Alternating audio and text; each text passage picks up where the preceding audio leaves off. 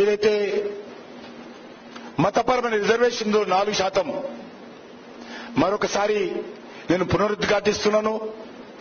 Bharatiya Janata party ఖచ్చితంగా అధికారంలోకి వచ్చిన తర్వాత మత ప్రాతిపాదికన ఉన్నటువంటి ముస్లిం రిజర్వేషన్ను మేము రద్దు చేస్తామని సందర్భంగా మనవిస్తా ఉన్నాను. ఇది హైకోర్టు తీర్పుకు విరుద్ధంగా ఈ యొక్క రిజర్వేషన్స్ ఇంకా కొనసాగిస్తున్నారు.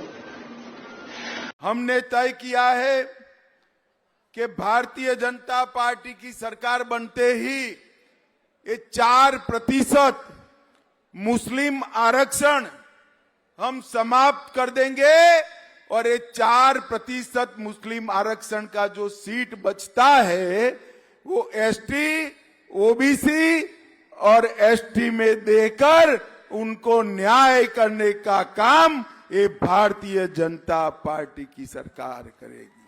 చెప్తాము రాష్ట్ర ప్రయోజనం ఏ పార్టీకి వచ్చినా 25 సీట్లు ఎంపీ సీట్లు వస్తే 25 సీట్లు కూడా బీజేపీవే. నేను మరొక్కసారి చాలా స్పష్టంగా చెప్తున్నా, మేము కాంగ్రెస్ పార్టీ నుంచి విడిపోయి కాంగ్రెస్ పార్టీ మీద ఫైట్ చేసి బయటకు వచ్చినటువంటి వ్యక్తులం వచ్చి వైఎస్ఆర్ కాంగ్రెస్ పార్టీని స్థాపించుకున్నాడు జగన్మోహన్ రెడ్డి గారు.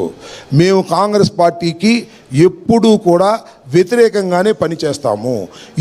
ఈ దేశంలో రెండు కూటములు ఉన్నాయి, ఒకటి కాంగ్రెస్, 2 బీజేపీ. కాబట్టి అంశాల వారీగా బీజేపీకి మద్దతు ఇచ్చేటటువంటి సందర్భాల్లో మేము ఇస్తామని తెరచాటును చెప్పలేదు, బహిరంగంగానే చెప్పాము, ఇప్పుడు బహిరంగానే చెప్తాము. కేంద్ర ప్రభుత్వం, ఇది రాష్ట్ర ప్రభుత్వం. మాకు కేంద్ర ప్రభుత్వ రాష్ట్ర ప్రభుత్వాల మధ్యన ఉన్న సంబంధ బాంధవ్యాలు ఒక విధంగా ఉంటాయి. కొన్ని సందర్భాల్లో మోడీ నిర్ణయాలను మేము బలపరుస్తాం, కొన్ని సందర్భాల్లో వ్యతిరేకిస్తాం. మాకు రాజకీయ పక్షం మోడీ గారితో సత్సంబంధం అంటే ఆయన ప్రధానమంత్రి, ఇక్కడ ముఖ్యమంత్రి. అంటే అవసరం ఉన్న ఆంధ్రప్రదేశ్లో ఉన్న ముస్లిం మైనారిటీలు డైలమాలో ఉన్నారు అని అనుకుంటున్నాం అందరం.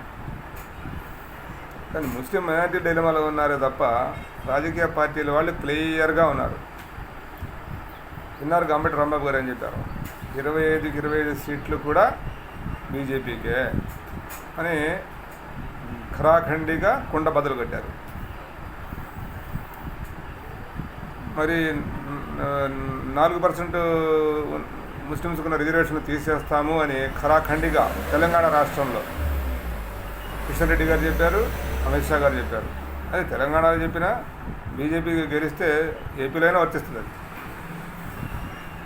మరి 4% రిజర్వేషన్ తీసేస్తానా అని అన్న దాంట్లో వచ్చి డైరెక్ట్గా పొత్తు పెట్టుకున్న టీడీపీ జనసేన పార్టీలు మేము 25 సీట్లు గెలిచి 25 కూడా ఎంపీ సీట్లు మొత్తం బీజేపీకి ఇస్తామని చెప్తున్న వైసీపీ పార్టీ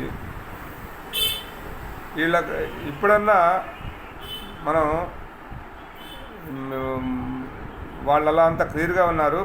మనం రాబోయే రోజుల్లో మన భవిష్యత్తు, మన పిల్లల భవిష్యత్తు, మన జాతి భవిష్యత్తు బాగుండాలంటే మనం ఏం చేయాలి అనే దానికి ఇప్పుడే క్లారిటీ ఒక మన ముస్లింలకి ఒక క్లారిటీ రావాల్సిన అవసరం ఉంది ఇప్పుడు. అయినా కూడా మనం అవన్నీ కనుక్కోకుండా మనందరికీ కళ్ళ ముందు పిక్చర్ కనపడుతూ ఉన్నా కూడా రాబోయే రోజుల్లో మళ్ళీ బీజేపీ కనుక అధికారంలోకి వస్తే మనం ఎంత ప్రమాదాలు పడిపోతాం అనేది చాలామంది విద్యావేత్తలు, విశ్లేషకులు, మేధావులు చెప్తున్నప్పటికీ మనం ఇంకా టీడీపీ, జనసేన, వైసీపీ పిచ్చిలోనే ఉన్నాం. ఇప్పుడు మన రాష్ట్రంలో 1% కూడా ఓట్లు లేని బీజేపీకి 8 ఎంపీ సీట్లు, 10 ఎమ్మెల్యే సీట్లు ఇచ్చారు అంటే ఇప్పుడు రేపు ఆ 10 మంది ఎమ్మెల్యేల్లో ఒక 2 3 లేకపోతే 8 మంది ఎంపీల్లో 1 2 గెలిచారనుకోండి బీజేపీ ఎంపీలు, ఎవరు ఓట్లు వేసుకొని గెలిచినట్టు వాళ్ళు? అంటే జనసేన, టీడీపీ ఓట్లు వేసి ఇక్కడ బీజేపీని తయారు చేస్తామన్నమాట. వాళ్ళకి మనం పోయి వాళ్ళు వెనకెడుతుండి చప్పట్లు కొట్టి ఒత్తాసు పలుకుతున్నాం. మనం ఇప్పుడన్నా కనుక్కోకపోతే రాబోయే రోజుల్లో మనము మన జాతి అంతా ఎంతో ప్రమాదాలు పడే రోజులు ఎంతో దూరంలో లేవు.